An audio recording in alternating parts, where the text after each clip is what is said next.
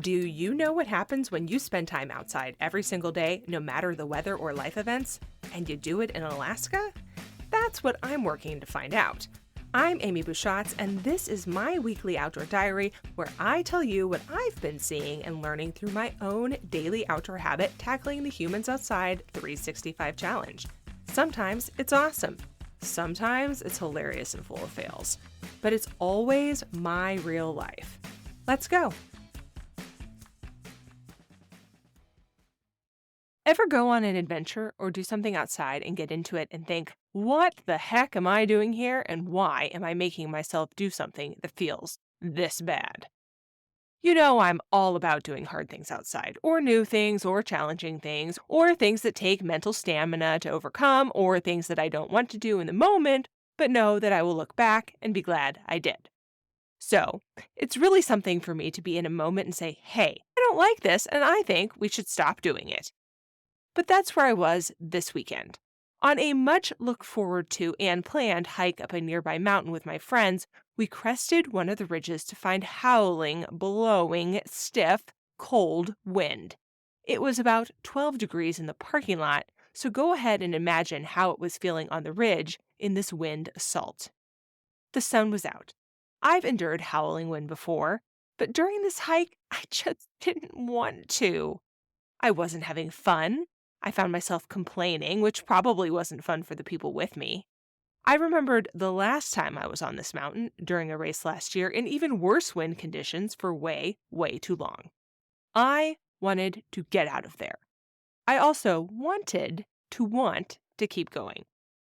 Now, I've spent some time learning about regulating my nervous system during big adventures with the help of Sarah Histan, a mental health-informed fitness trainer who I've had on this show a few times.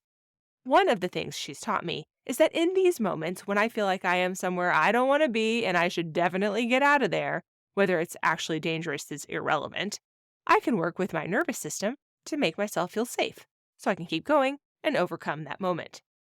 So, while we were hiking, I thought about what she taught me. I gave myself some positive self-talk about enduring, I breathed, thought about a safe spot, aka my warm car. And that was great, except it occurred to me that, hey, there was no truly good or real reason that I had to keep going further into something that was simply not fun in any way, shape, or form. And this is supposed to be an adventure with friends where I felt like I was having fun. And so, instead, I chose to ask my friends if they'd be okay with turning around. Was it important to them to keep going? Because if it was, I could do it. But if it wasn't, what the heck were we trying to prove? Good news, it wasn't that important to them. And even though the endpoint was in view, we turned around and ran back down to the car. As soon as we got out of the wind, I felt a little wussy about my decision. Was it really that bad? I mean, honestly, Amy, what is wrong with you? That's me being me, harder on myself than anyone else ever is. Because at the same time, I know that the benefit of heading outside and doing something tough is so multi-layered, so wide and big and complex, that I don't have to finish the thing to experience those benefits. And I know that it's okay and human to say, hey, this is something that isn't fun. I have nothing to prove. It also feels bad, so I'm going to stop. I'm giving myself permission to stop outside things when they're not serving me. And on a day when I was supposed to be having fun with friends, suffering in wind was not serving me.